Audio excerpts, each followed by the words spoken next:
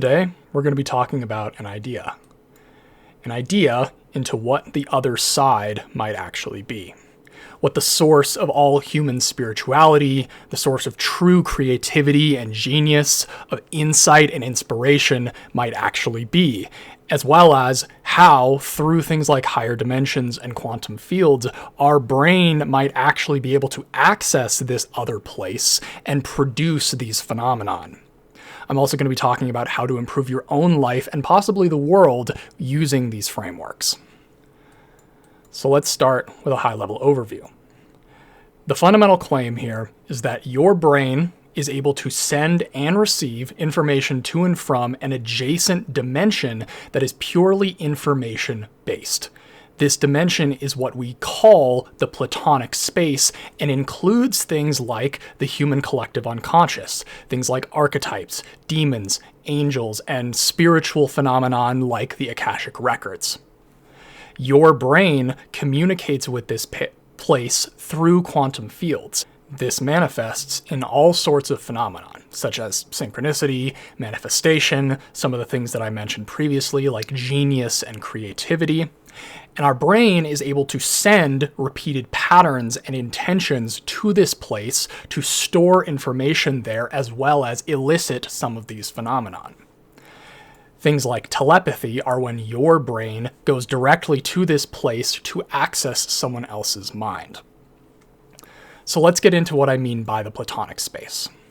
The Platonic space is a concept that's been around since Plato in ancient Greece. A dimension of information where basically perfect ideas and concepts live. Things like geometry and mathematics and love and justice and ideal forms of objects and things like that. As well as, I'm claiming, things in the human collective unconscious, such as archetypes. The collective unconscious was a phenomenon that was formalized by Carl Jung, and it's basically the idea of a shared mind of humanity. It is where archetypes like the warrior or the jester or the wise old man actually live. And it's where the pure distilled embodiment of masculine and feminine energy also live. And I am saying it is the human subsection of the overall Platonic space. So let's get into the idea of higher dimensions, because these places are definitely going to be higher dimensional. It's not going to be a 3D reality. So there's a concept in string theory, which is one of the leading theories in physics that tries to unite gravity and quantum mechanics. It's debated, but basically the essence of it is that particles at a fundamental level are just little vibrating strings. That's what they are. That's how the universe kind of stores that information, is in how each little individual string is vibrating. What they found in doing the math to kind of come up with string theory is that certain natural laws like gravity actually fit a lot better into higher dimensions, meaning when you allow your mathematics to have, I think it's up to 10 dimensions, things like gravity actually fit a lot more neatly in those dimensions. What does that mean? So imagine you are in a one-dimensional universe. Your whole universe is just a line, and you're a one-dimensional scientist, and you observe a curved line. Now, what that would look like to you is just two dots, two dots at some point along the line where the curve intersects it. And you'd come up with theories and you'd try to explain it in one-dimensional math, but things just wouldn't quite line up. And then one day, a very smart one-dimensional scientist would have the idea, oh, what if there is a second dimension? And then they'd do the math again and they'd realize, oh, if we just allow our math to have a second dimension, then we can actually explain what's going on here. That's what I'm talking about. And I'm saying that ineffable concepts like love, like justice, like beauty, things like intuition and creativity that seemingly are so complex we can't fathom them, literally are, because they literally inhabit a dimension that has more than our own.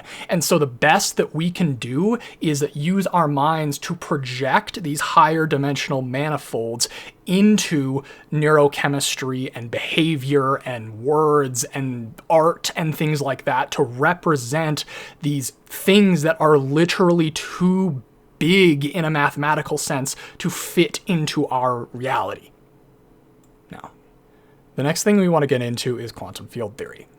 Quantum field theory, I'm proposing, is kind of the base of the mechanism of which your brain kind of uses to communicate with this other place. And the idea of a field is that it's basically, think of it as a grid that permeates our reality, and each point in that grid has a certain value. It produces a certain amount of energy, or however you want to think of it.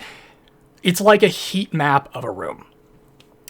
And in the same way that water waves, like another way to think about a field is water. Like you can push water, you can make waves move through the medium, and in water waves, like on the ocean, none of the individual molecules until it breaks are actually moving. They're just going up and down. The field of the water is transmitting that energy across its surface, and you can't really separate the wave from the water.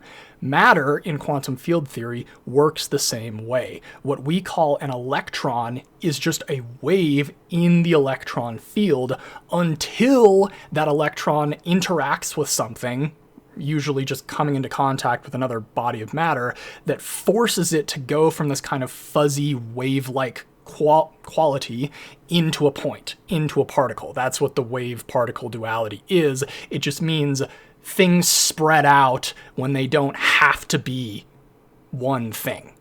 So if you just imagine this field of invisible water that permeates our reality, and you imagine that your brain pushes on that water in some way, just imagine those waves that your brain creates appearing in this other dimension. Like that is how your brain kind of sends information to this other place, is by pushing on that field. And we're going to get into what I mean exactly now. So the base for the mechanism of communication is something that already exists, was a theory that was actually created by a guy named Roger Penrose and his partner. He was a Nobel Prize winning physicist, and his idea was basically that the brain in the microtubules of the neurons sets up conditions such that patterns of quantum waveform collapse, like a bunch of different little collapses, happen all throughout your brain, and the pattern in which those things collapse is a conscious moment. That's what consciousness is. It's when your brain forces all of these kind of fuzzy particle, like fuzzy wave-like qualities to collapse into particles in your brain. That's what a conscious moment is in the theory of orchestration objective reduction. It's basically saying, like in essence, your brain is doing quantum computation. Now, the extension, or the first extension I would like to add to that theory, is the idea of a field of consciousness, that there is a quantum field that basically mediates the interaction, like I was explaining earlier, that water that your brain can kind of push on to create waves in the other side. That's kind of how your brain does this. And I'm also saying that those waves can come in as well. And in fact, that's what extension 1 is focused on. It's that the waveform collapse that happens in your brain isn't actually random. It's orchestrated by laws in this informational space. Like there's intention, not necessarily like conscious intention, like God is putting a thought in your head, but there's mathematical intention. There's, if you set up your brain in the right way, you can literally open yourself up to insight from this other place because you created the right environment for the field to interact with your mind and kind of seed in little bits of input is kind of how to think of it. And it doesn't really matter, but maybe this is like a truly separate quantum field we haven't discovered at all yet that is only accessible by your brain. But maybe it's just that your brain, by creating patterns of collapse in the fields that we already know about, is sending patterns that then activate something in this other side to send information back, essentially. Like, quantum noise is random when it's measured in a laboratory, when it's measured outside of an actual conscious brain, because you can think of your brain again, like imagine like the map of neurons and all the little connections. The patterns it makes is kind of the code it sends in ripples to this other place. And so by doing so, and I guess now I'll be talking about the ripples coming in, but when the ripples come in, it manifests in phenomenon like genius and creativity.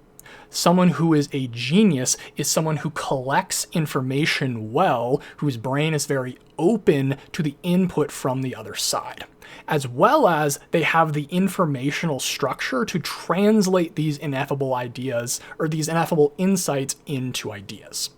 Meaning, if you don't know anything, if you don't have an artistic medium to output this alien information literally into, you go insane.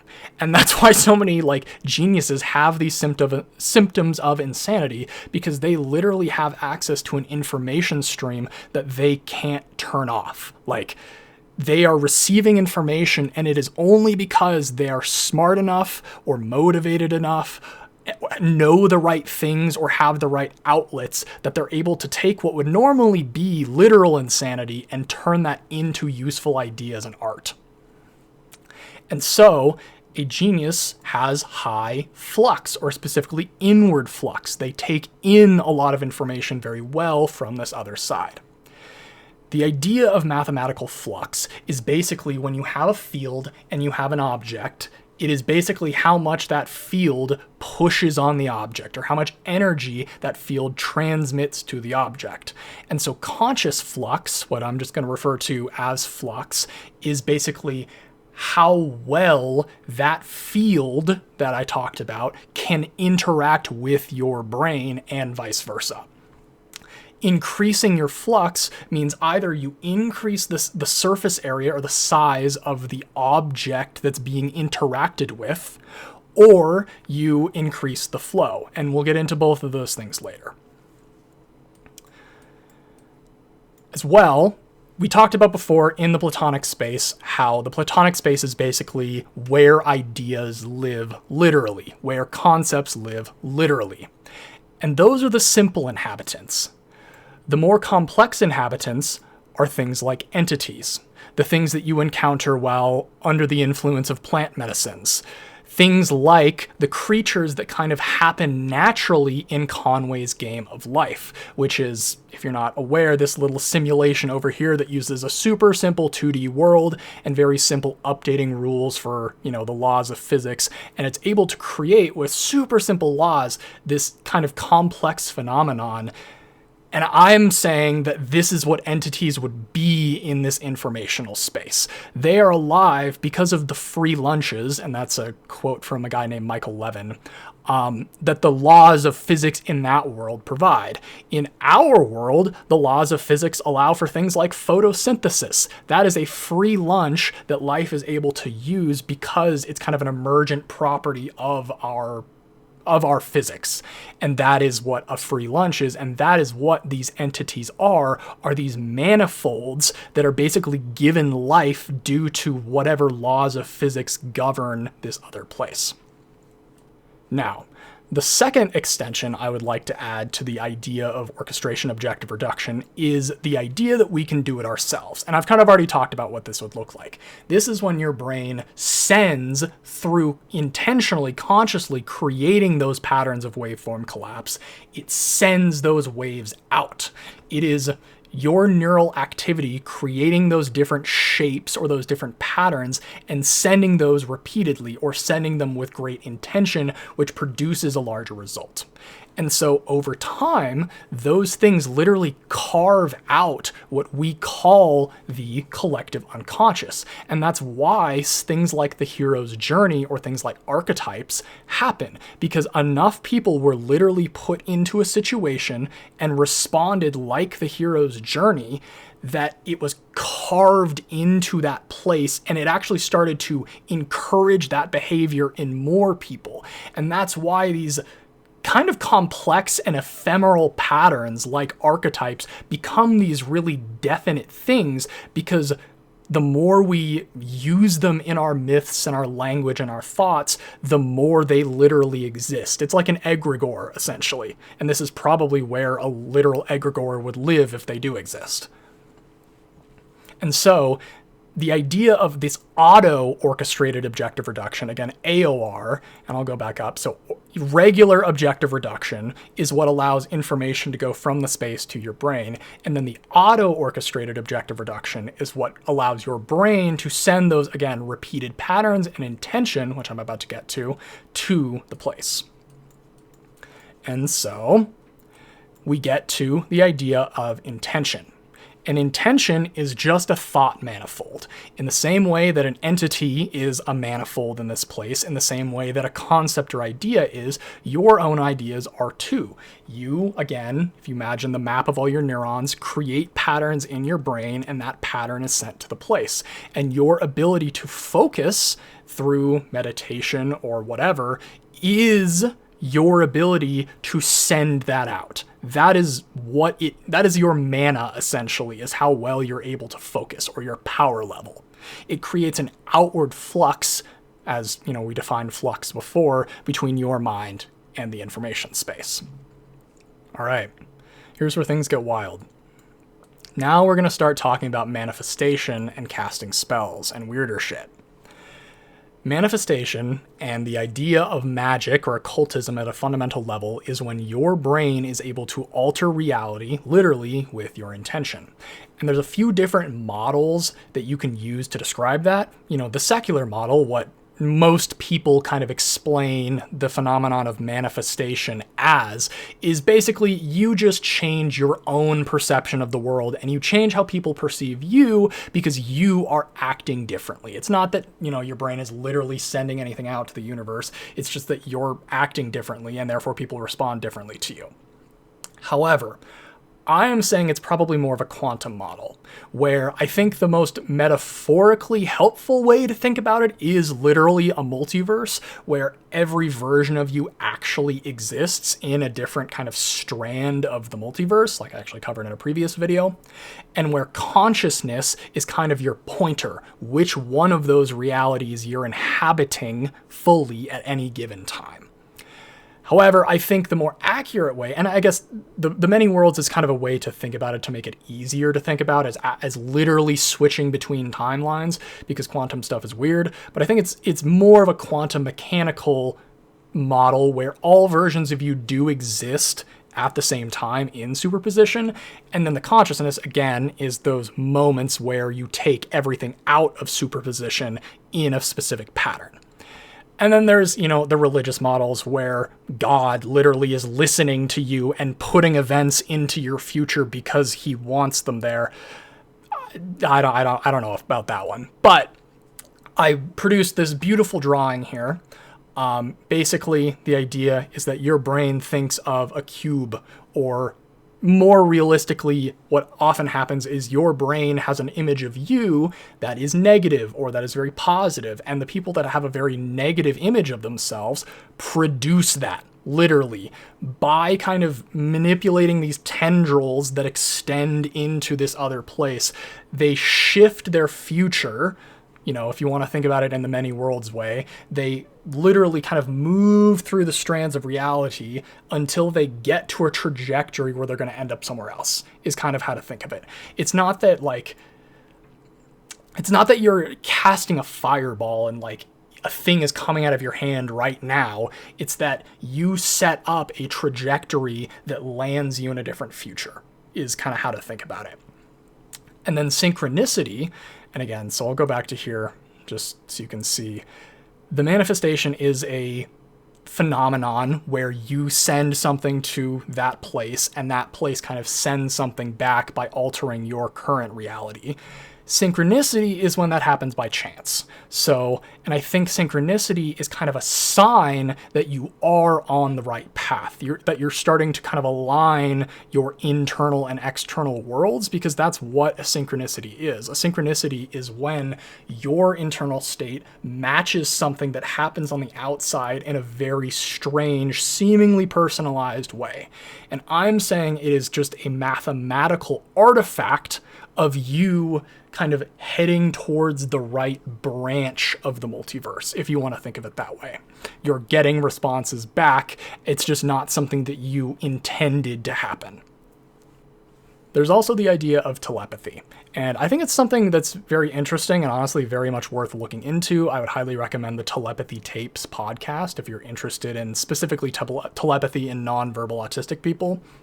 But my thesis there is that ego prevents free access to the realm, what we call the default mode network, which is an inhibitory network in your brain that shuts parts of it down, literally shuts off access to these abilities, to this natural state of being everyone all at once. And that's what telepathy is. In these extremely autistic people, these nonverbal people, their default mode network is dysfunctional enough that it allows them to kind of tap into this shared space.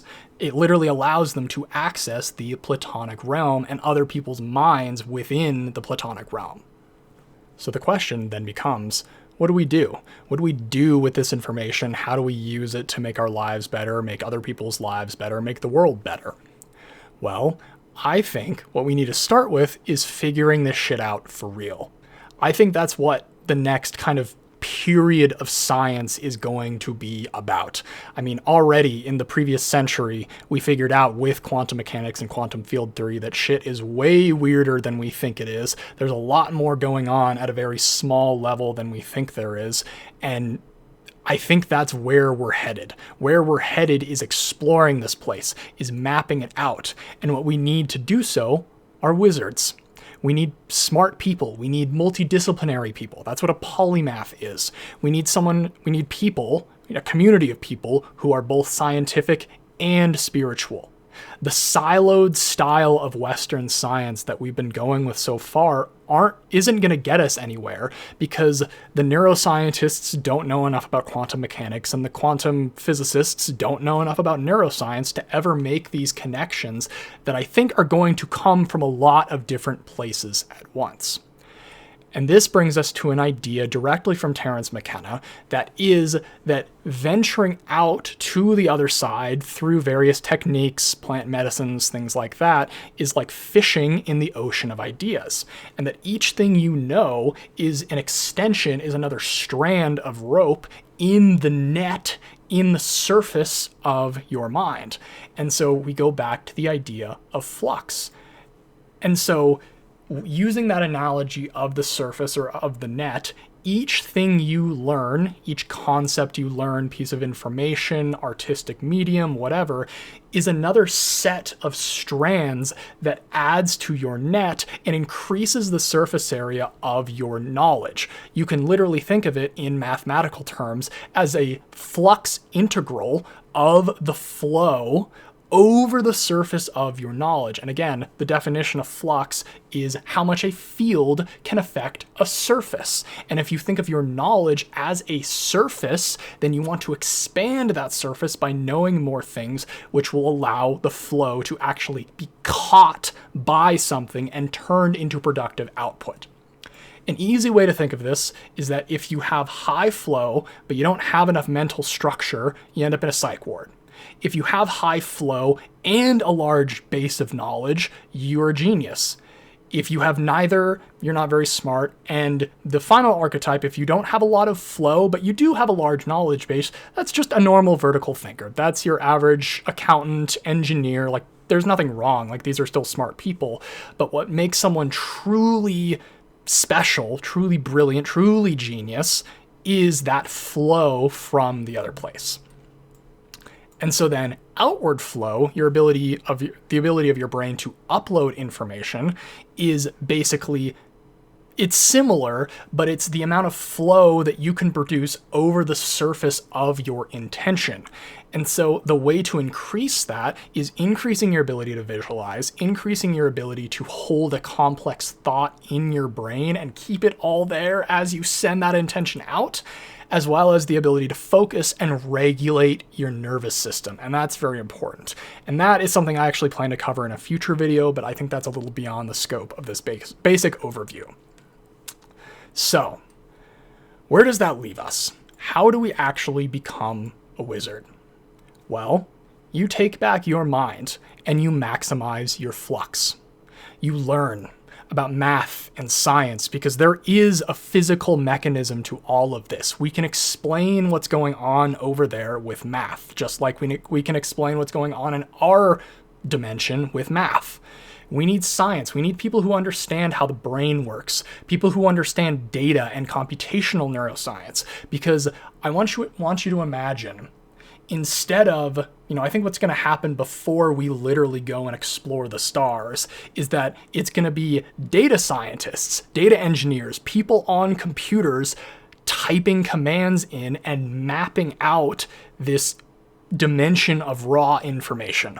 I think that's going to happen before we actually explore the stars. And so you're going to need the data skills to be a spelunker into this new place. You're going to need the biology and the chemistry and the psychology to kind of root all of that into life, into being human, and make the connections there, as well as history and mystical practice and just living life. You need mystical practice. You need to be engaging with things that expand your mind. I'll just leave it at that. And I think any of those options there are great things to study or look into to do so. Study history, because at the end of the day, history is just a series of patterns. You can see archetypes in history. That is how Carl Jung came up with the idea of the collective unconscious, because by looking into people's minds, looking into history, seeing those patterns, you can start to pick up on the things that seem to be bigger than humans. As well as just living life, because you can think about, the book knowledge you learn, the techniques you learn, the spiritual stuff you learn, whatever, as the tech tree, but then XP and what actually allows you to level up and integrate all those things that you learn is living life and having experiences and being a person and being a human. Don't just isolate yourself in your tower all the time. You actually have to return to the society to spread your knowledge and engage in connections and do all the things that allow humans to be happy and fulfilled. Now, I also think it's worth addressing some warnings. To just say be careful. Even if you don't believe in how I'm saying this works, and I don't even know if I believe in how this works, but please God, trust that it does work. If you engage with any of these techniques, you can and will land yourself in places that you don't want to be. I'll just leave it at that. And there are things that once you fully apprehend them, you will never unknow. So, to sum things up, if you want to become a wizard, live life, learn things, let your brain open up in altered states of meditation or whatever to make these new connections and form these ideas and increase the flow of information from this place to your brain, and then implement and integrate and, again, I kind of hate this word, but manifest. Allow your brain to send those intentions, send your vision of the world into the world. So, at the end of the day, I hope you go forth. I hope you use this knowledge. I hope you use these concepts. I hope you use all of this to make yourself a better person and to become a wizard, because that's what we need in the coming decades, in the coming centuries. Take back your mind.